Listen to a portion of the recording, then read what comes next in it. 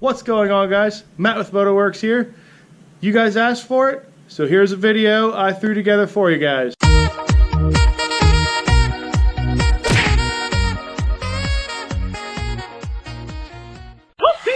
We're going to go over the replacement procedure for brake pads on a BMW G310R. Let's get started.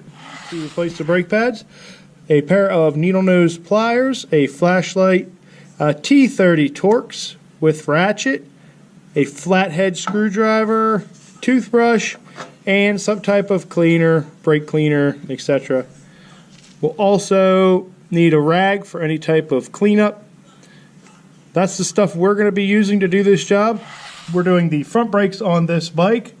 The very first thing you guys want to do is clean the brakes up. Whether you need to take it out and wash it off, do that now. You can take some brake cleaner and spray that out there, get that nice and clean in there. Once you have that fairly clean and dry, we're going to remove this clip here. We'll then take our T30 Torx and ratchet, and we will lefty-loosey remove this pin that holds this all in place. Alright, to remove this pin, just need to put our socket in there and pull out the pin. Alright, we'll then need to take out this spring. It's just a spring, it looks like an arrow. Note how this was installed, because we're going to install it the same exact way. Just take your pliers and pull up and out on that. Takes a little bit of force, but that will come out. Just pull straight up. Once that clip or this spring is out of the way, hold down, whatever you want to call it. Once that's out of the way, we can then slide our pads out. You can either slide them up and out, or you can push them down and out, whichever way works best. I find sliding them up and out works good. So we'll do that now. All right, pads are out. All right, after we have those pads out, and before we install the new pads, we'll just take that toothbrush and we'll get in beside the rotor and the pistons in there, and we will clean out any dirt that we might have missed with our cleaning initially. Just get in there and get both sides. You want to scrub in there, get beside the pistons real good. Clean that up really nice. Cleaner the better, guys.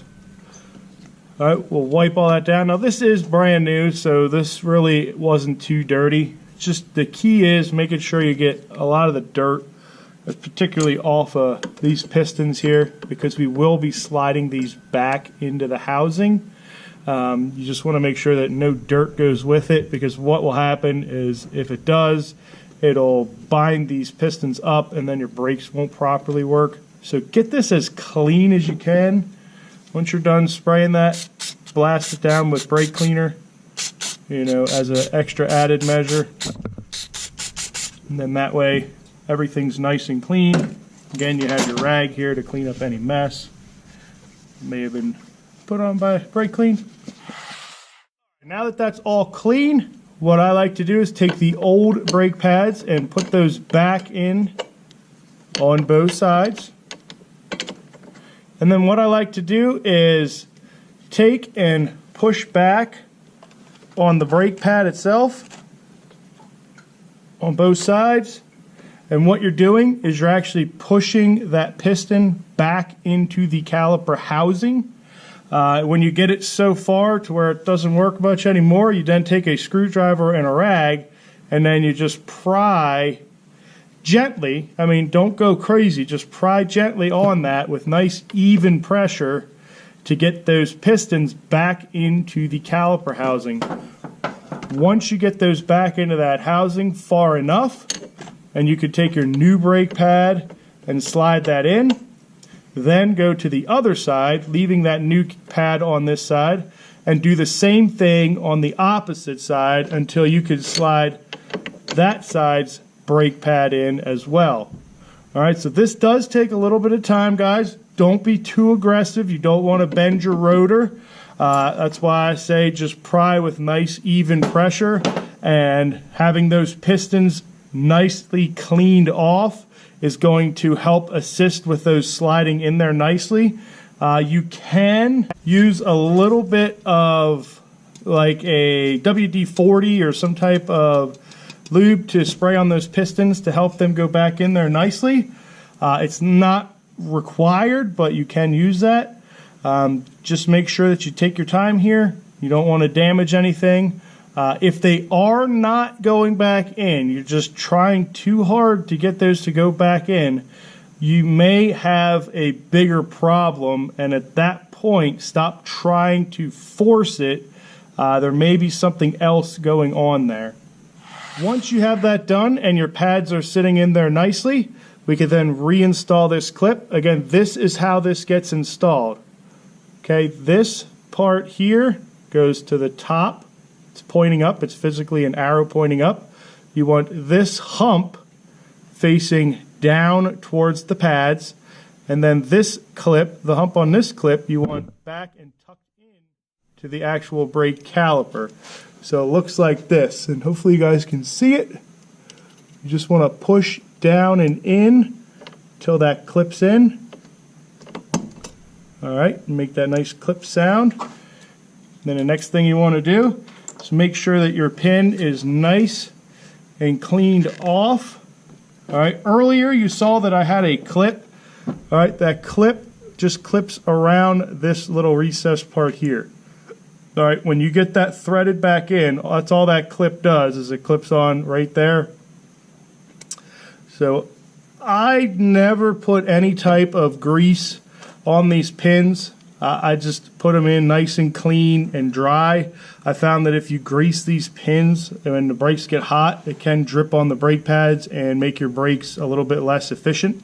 So I always put these in nice and clean and dry. It is advised in the service manual to actually replace this pin. So that is something that if you'd like to do, replace it. Some people say that they are coated with a special coating. I'm not 100% sure on that, but if you want to replace that pin, you are more than welcome to do so.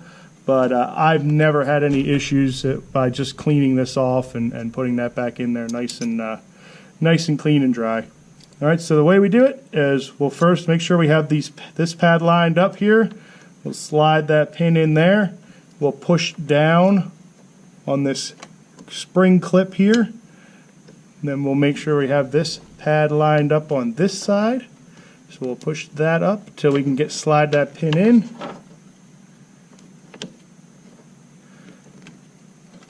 All right, again, this is going to be under tension, so it's a little bit of a song and dance to get that in there. Then what we want to do is make sure that that is butted up against there, and we'll back it out first until we get that to sit in there nice. Then we'll thread that in. All right, I always like to go backed out until it falls in a little bit and then tighten down from there. It helps line up the threads a little bit easier for me. Then we'll just tighten this down. This is just snug. I will put up a torque. I believe the torque is going to be no more than 8 foot-pounds. Once we torque that down, we can then install that clip again where I showed you to install that there. Just make sure that clip's installed on there. Make sure that your spring clip, the pin went underneath your spring clip, and that you got both brake pads resting on your clip. And as long as your brake caliper and pads look like this, job well done. All right.